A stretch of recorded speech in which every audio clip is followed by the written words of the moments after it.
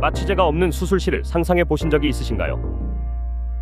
가벼운 치과 치료부터 칼을 사용해서 피부를 절개해야 하는 수술까지 마취제가 없이 하는 수술은 그 자체로 의사나 환자 모두에게 지옥 같은 경험이 될 것입니다.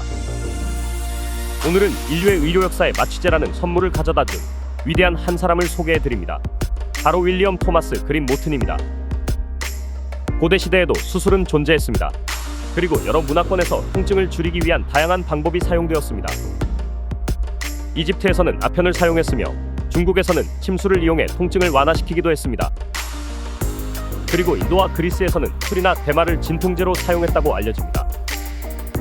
중세로 들어오면서 환자를 진정시키는 방법으로 사용된 것은 알코올을 대량으로 섭취시켜 정신을 잃게 하거나 벨라도나나 맨드레이크 같은 약초를 이용해 마취 효과를 만들기도 했습니다.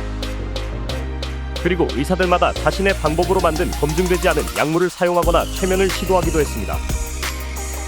하지만 이 시기에 무엇보다 확실한 방법은 환자가 움직이지 못하도록 결박한 다음 여러 명의 조수가 환자를 붙잡고 최대한 빠른 시간 내에 의사는 환자에게 필요한 시술을 하는 방법이었습니다. 마취에 대한 과학적인 접근은 근대인 19세기 초부터 시작되었습니다. 1799년 영국의 화학자 험프레 데이비가 웃음가스를 진통제로 사용 가능하다는 사실을 발견했습니다.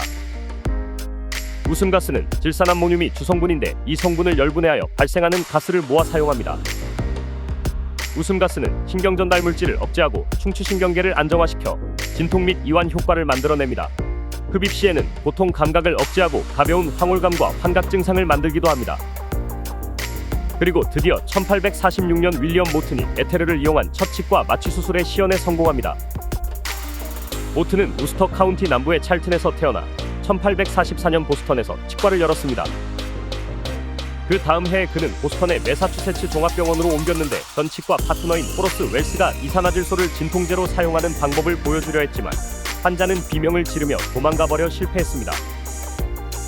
모튼은 제대로 된 마취제를 찾기 위해 보스턴 화학자이자 자신의 전 스승인 찰스 잭슨에게 조언을 구했습니다.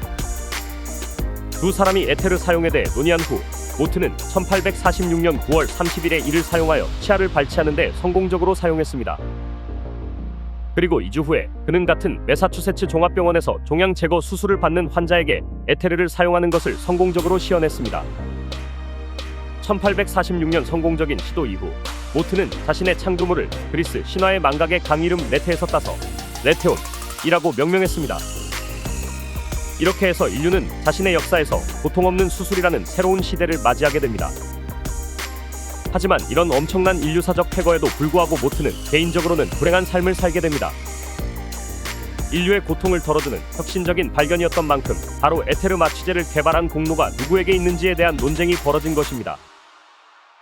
모턴의 스승이었던 호레이스 웰스는 웃음가스를 이용한 마취 실험을 먼저 시도했던 사람입니다. 그는 자신이 최초의 마취제 개발자라고 주장하며 모턴의 공로를 자기 것으로 만들려고 했습니다. 그리고 또 한 사람, 찰스 토마스 잭슨은 모턴이 자신의 조언을 통해 에테르를 사용했다며 공동 공로를 주장했습니다. 모턴이 레테온이라는 이름으로 특허를 등록했지만 에테르 자체는 이미 널리 알려진 화학물질이었기 때문에 특허의 효력과 정당성에 의문이 제기되었습니다.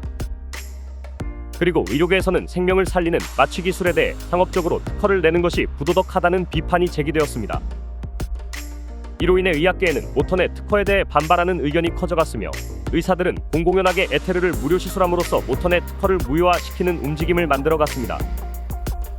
이런 갈등으로 인해 모턴은 법적 비용과 재정적 부담에 시달리게 되었습니다.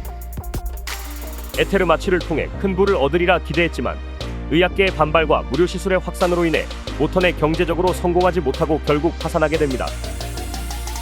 여기에 사람들의 고통을 담보로 돈을 벌려고 한다는 논란과 비난으로 사회적인 평판은 떨어지고 지속적인 스트레스와 재정적 문제는 그의 정신적, 신체적 건강에 부정적인 영향을 미쳤습니다.